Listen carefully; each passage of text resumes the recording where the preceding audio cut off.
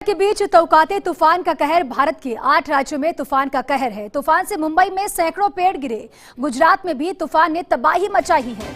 गुजरात के कई जिलों में तेज हवा के साथ बारिश भी देखी गई। कई जगह पेड़ और बिजली के खंभे गिरे।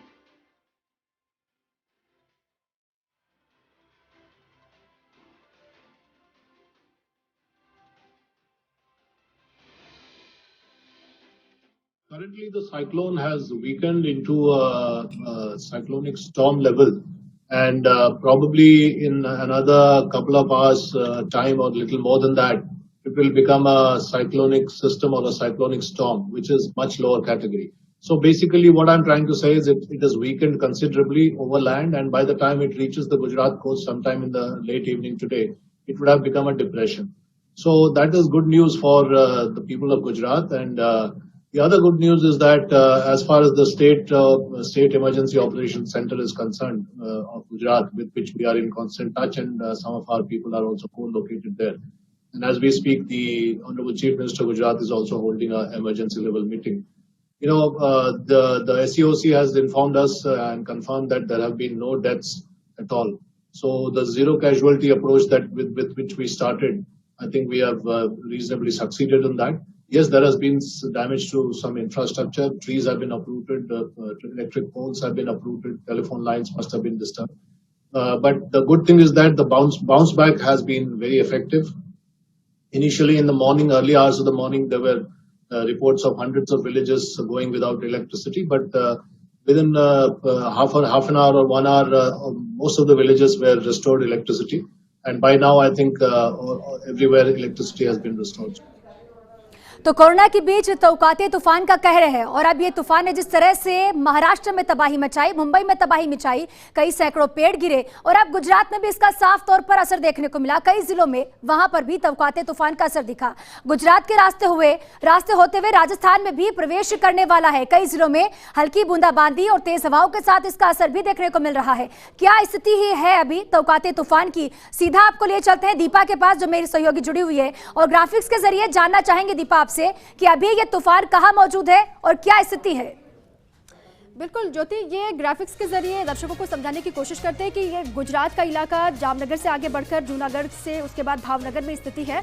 अब यहाँ से आगे बढ़ के महाराष्ट्र के कई हिस्सों में भी इसका असर दिखाई दिया है। नासिक में भी असर इसका होगा ये कहा जा रहा है, लेकिन गुजरात के बाद जो महाराष्ट्र के तटीय इलाके हैं वहाँ पर साफ तौर से इसका असर दिखाई दे रहा है। महाराष्ट्र में कई हिस्से ऐसे जहाँ पर तेज बारिश भी हो रही है, यहाँ से आगे बढ़ेगा। हालांकि गुजरात के जो तटीय इलाके हैं वहाँ उन इलाकों को छूता हुआ आगे बढ़ रहा है तूफान, लेकिन जहाँ पर सबसे ज्यादा असर इसका होगा वो जूनागढ़ का इलाका, जामनगर का इलाका, अलग अलग हिस्से ऐसे हैं। भावनगर में अभी इसका असर दिखाई दे रहा है, और ये कहा भी जा रहा है कि गुजरात के जो तटीय इलाके हैं वहां पर भारी नुकसान इससे हुआ है। कई पेड़ भी गिरे हैं, बिजली के पोल गिरे हैं, साथ में जो तटीय इलाकों में लोग रहते हैं उनको सुरक्षित स्थान पर पहुंचा भी दिया गया। लेकिन महाराष्ट्र के कई इलाके ऐसे, मुंबई में लगातार तेज बारिश भी हो रही है। मुंबई के बाद जब निकलेगा तो खबर यह है कि आज शाम तक हो सकता है कि राजस्थान में एंटर भी करे। राजस्थान के वो अलग अलग इलाके हैं, हालांकि कोटा में भी इसका असर होगा ये कहा जा रहा है। उदयपुर में, जोधपुर में सबसे ज्यादा असर होगा तूफान का, बारिश वहां पर तेज होगी। लेकिन जो तटीय इलाके, जो बॉर्डर वाले इलाके हैं, हालांकि वो सिरोही की हम बात करें या फिर जैसलमेर की बात करें, जैसलमेर में भी ये कहा जा रहा था कि हो सकता है वहां पर असर दिखाई दे, लेकिन तमाम इलाके, टोंक में भी असर इसका नहीं पड़ेगा, यहाँ सुरक्षित है। हल्की सी बारिश हो सकती है, असर दिखाई देगा। अजमेर में बारिश हो सकती है, हालांकि बारिश हो भी रही है, तेज बारिश होगी ये कहा जा रहा है, अभी हल्की सी बारिश हो रही है। इसके अलावा अजमेर के बाद जोधपुर में जाते हैं, जोधपुर में भी यहाँ असर दिखाई देगा। ये साफ तौर से कहा जा रहा है कि जोधपुर में तेज बारिश जो हो रही है उसके बाद 60 से या फिर 70 के आसपास प्रति घंटे की रफ्तार से जो तेज हवाएं हैं वो चलेंगी, ऐसी खबर है। लेकिन राजस्थान के जो अलग अलग इलाके, पूर्वी इलाके वो सुरक्षित है एकदम, लेकिन पश्चिम और दक्षिण के जो जिले हैं वहां पर असर इसका दिखाई देगा। इस लिहाज से भी तैयारी की जा रही है। अब बात अगर करते हैं उन 7 राज्यों की जहां पर पहले ही असर हो चुका है, वो केरल की हम बात करें, कर्नाटक की हम बात करें, गोवा की बात करें, वहां पर भारी तबाही हुई। उसके बाद गुजरात में एंटर हुआ, गुजरात के अलग अलग इलाके जिनको छूते हुए आगे बढ़ा साइक्लोन। उसके बाद महाराष्ट्र के भी तमाम वो इलाके जहां पर असर डाला है। अब महाराष्ट्र के तटीय इलाकों से बढ़कर जब राजस्थान में एंटर करेगा तो राजस्थान के वो पाली में भी असर होगा इसका, कहा जा रहा है भरतपुर में भी इसका असर साफ तौर से दिखाई देगा। लेकिन बहुत ज्यादा जो तबाही हुई है और राज्यों में, वो गोवा की हम बात करें या फिर केरल कर्नाटक की बात करें, उतना असर यहाँ पर दिखाई नहीं देगा। लेकिन फिर भी उस लिहाज से तैयारी की गई है। प्रशासनिक अमले को ये कह दिया गया कि आपको सुरक्षित रहना है, और जो एनडीआरएफ की टीमें हैं हालांकि अलग अलग राज्यों में वो तैनात हैं।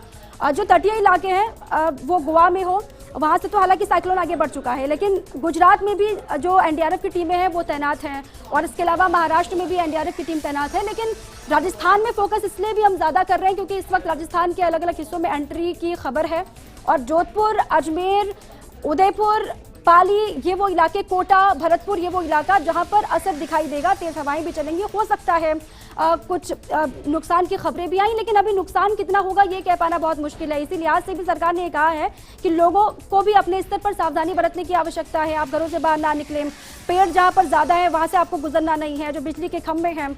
अब देखिए, बहुत बड़ी चुनौती इसलिए हो जाती है, एक तरफ कोविड है और दूसरी तरफ साइक्लोन है। अब अगर बिजली आपूर्ति बाधित होती है, बिजली के खंभे गिरते हैं या फिर पेड़ की वजह से जो तारों में इफेक्ट होता है, उससे साफ तौर से जो कोविड केयर है उनमें असर दिखाई देगा, जो मरीज है उनमें साफ तौर से असर होगा। ये पूरा ग्राफिक्स से ये 3D जो पूरा डेटा है वो समझिए, अलग अलग हिस्सों में किस तरीके से साइक्लोन आगे बढ़ रहा है, कहाँ कहाँ पर असर डाला है, और अब राजस्थान में एंटर करेगा। और इसीलिए भी तैयारी पूरी की जा रही है उस लिहाज से भी कि कोई संभावना जो जताई जा रही है कि नुकसान बहुत ज़्यादा नहीं होगा राजस्थान में, लेकिन फिर भी एहतियात बरतने हैं अपने स्तर पर।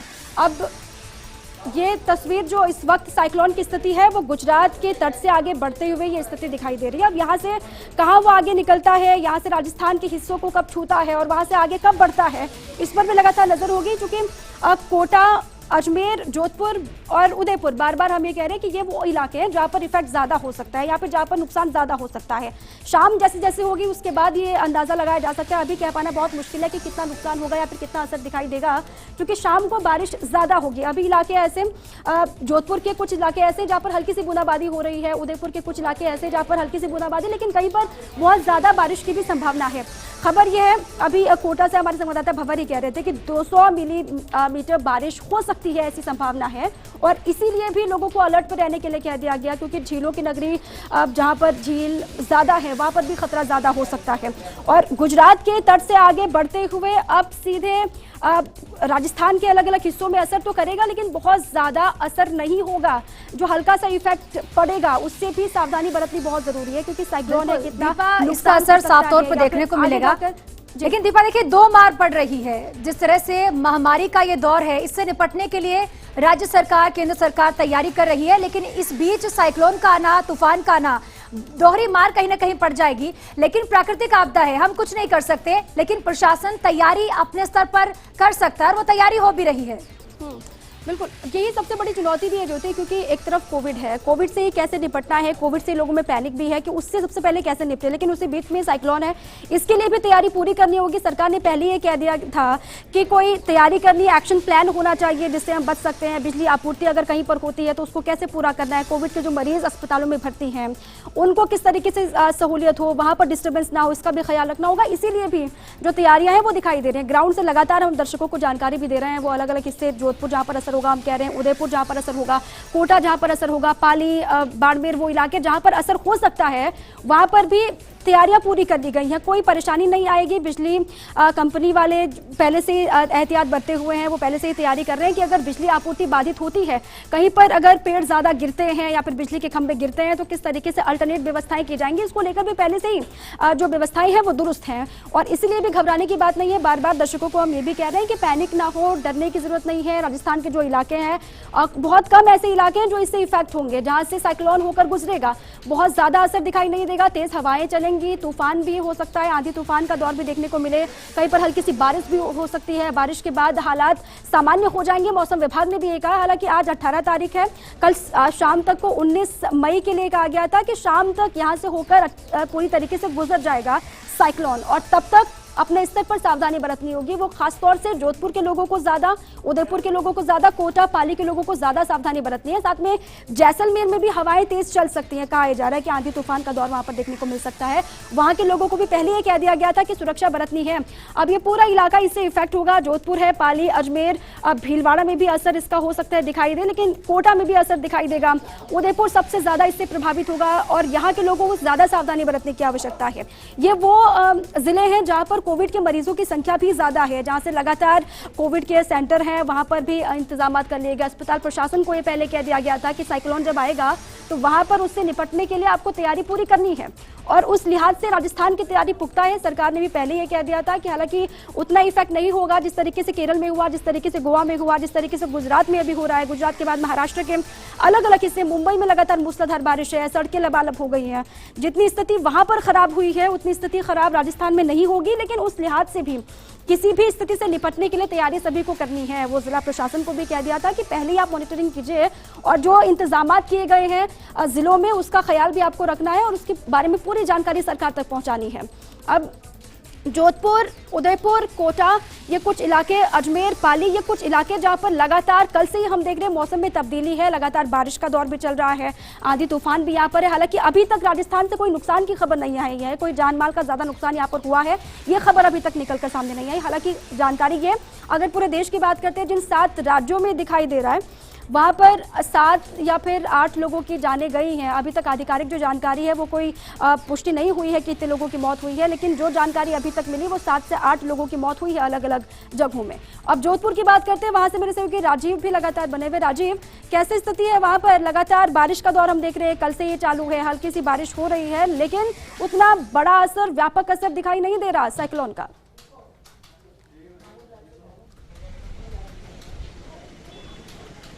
देखिए, जिस तरीके से चक्रवाती तूफान तोकाते की बात करें तो आज सुबह से असर जरूर देखने को मिल रहा है। पहले हल्की बूंदाबांदी और उसके बाद ज़्यादा तेज बारिश हुई है, लेकिन उसके बाद में अब देखिए सुखविंदर सिंह आपको आसमान की तस्वीर दिखा रहे हैं। बादल जो हैं वो अभी भी छितराए हुए हैं, कभी भी बरस सकते हैं, ठंडी हवाएं चल रही हैं। ऐसे में देखिए कि अगर कोरोना के पहले के जो सिम्टम आते तो उसकी बात करें तो सर्दी, जुकाम, खांसी, बुखार नहीं होना चाहिए। आपको सब लोग जानते भी हैं कि जिस तरीके से अगर ठंडी हवाएं चलती है, ठंड का एहसास होता है, अगर इंसान बारिश में भीगता है, वो जो सिम्टम है वो वापस से कोरोना का नुकसान नहीं करते। लेकिन एहतियात के तौर की बात करें तो जालोर के साथ साथ जैसलमेर और सिरोही, ये 3 ऐसे जिले हैं जहाँ पे इसका असर देखने को मिल सकता है। रही बात जोधपुर की, जोधपुर को छूता हुआ जाएगा, लेकिन तेज आंधी हो सकती है, तेज बारिश हो सकती है, तो बारिश का दौर तो शुरू हो चुका है। लेकिन एहतियात के तौर पर जोधपुर संभाग के संभागीय आयुक्त डॉक्टर राजेश शर्मा के अलावा आईजी नवज्योति गोगोई सभी एसपी और कलेक्टर के संपर्क में है। तो जोधपुर के जिला कलेक्टर इंद्रजीत सिंह और पुलिस कमिश्नर जोश मोहन लगातार सभी एजेंसियों के संपर्क में, चाहे सेना की बात हो, बीएसएफ की बात हो, या फिर जिस तरीके की नागरिक सुरक्षा से लेकर के किसी भी तरह नगर निगम ही दमकल जो जरूरत पड़े उसके लिए पूरी उसे डिस्कॉम के एमडी अविनाश सिंह ने अलग से विशेष कंट्रोल रूम बनाया। 12 जिले उनके अंडर में आते हैं, वहाँ तमाम व्यवस्था चाक चौबंद की गई। जी बिल्कुल राजीव, यहाँ पर भी हालांकि ज़्यादा असर नहीं दिखेगा। आपने जैसे कि कहा कि छूता हुआ साइक्लोन आगे बढ़ेगा, और लेकिन इसलिए भी तैयारी पूरी करनी बहुत ज़रूरी है कि अगर स्थिति नियंत्रण से बाहर होती है या फिर साइक्लोन का उस तरीके से असर दिखाई देता है, तेज़ बारिश होती है, तो क्या करना है, इसके लिए प्रशासन तैयार है। अजमेर का रुख करती हूँ, वहाँ पर भी लगातार बारिश हो रही है, हालांकि बहुत ज़्यादा असर यहाँ पर भी नहीं दिखाई देगा, हल्की सी बारिश सुबह से ही हो रही है। कौशल, क्या स्थिति है वहाँ, अभी क्या हालात है अजमेर में?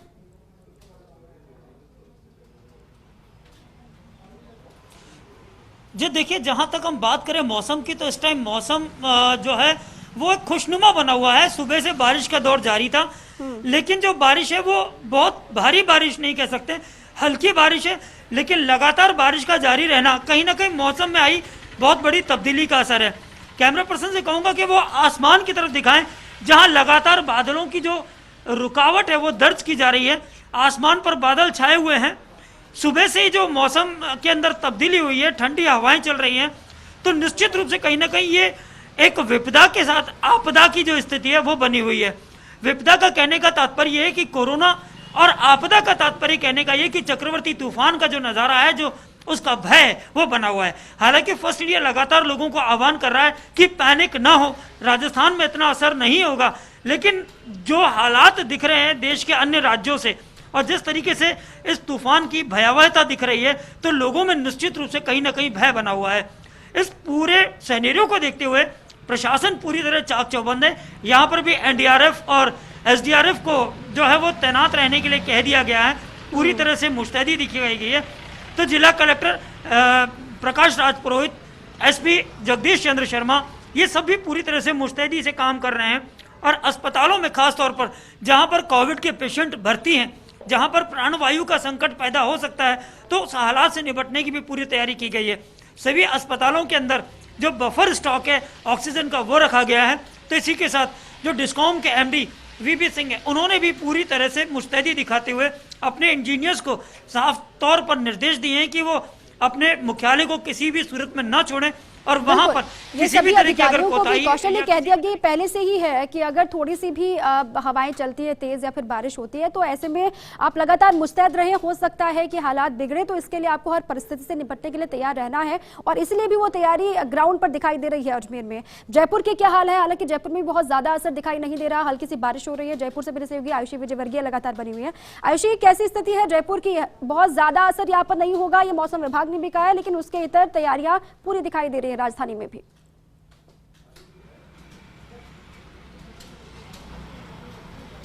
जी दीपा, मैं आपको बता दूं कि जयपुर में मौसम विभाग की तरफ से ऑरेंज अलर्ट जारी किया गया है, यानी कि यहाँ पर संभावना जो है कि 60 से 70 किलोमीटर प्रति घंटे की रफ्तार के साथ तेज़ हवाएं चल सकती है जब चक्रवाती तूफान जो है वो राजस्थान में एंटर कर जाएगा। तो आपको बता दूं कि गुजरात तट से टकराने के बाद जब राजस्थान में ये एंटर कर रहा होगा तो उस टाइम ये डीप डिप्रेशन सिस्टम में एंटर करेगा।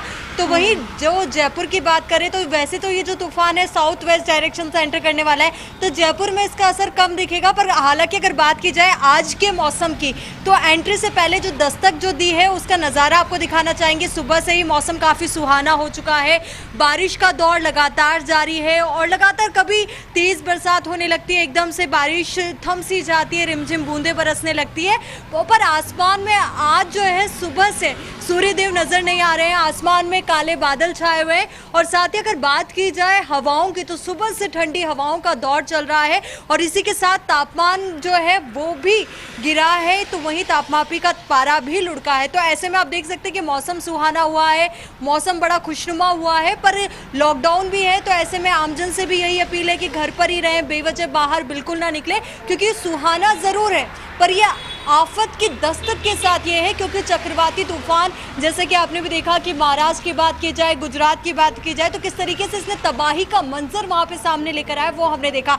पर गुजारिश यही है और दुआ भी यही है सभी आम लोगों की कि जिस तरीके से वहाँ पर तबाही का मंजर देखने को मिला वैसा कुछ भी यहाँ देखने को ना मिले और जिस तरीके से सुहानापन मौसम में बना हुआ है उसी तरीके से बरकरार रखें। और देखिए, कहा जाता है कि precaution is better than cure, तो उसका भी पूरी तरीके से राजस्थान सरकार ने ध्यान रखा है। और राजधानी की बात की जाए, देखिए तस्वीर आपने दिखाई, मेरे सभी सहयोगियों का बहुत बहुत शुक्रिया। और दीपा, बहुत बहुत शुक्रिया आपका, ग्राफिक्स के जरिए आपने स्थिति संभाई कि राजस्थान में कहाँ क्या हाल रहने वाला है। जिस तरह से व्यापक असर यहाँ पर नहीं दिखेगा डूंगरपुर, सिरोही, उदयपुर, जालोर में, लेकिन दीपा फिर भी ये समझना बेहद जरूरी था आम जनता के लिए भी कि कहाँ कहाँ पर कितना असर इसका दिख सकता है। लोग भी तैयार हो जाए, चूंकि प्रशासन पूरी तरह से मुस्तैद है। सभी का बहुत बहुत शुक्रिया। और इसी के साथ फिलहाल इस बुलेटिन में इतना ही। नमस्कार।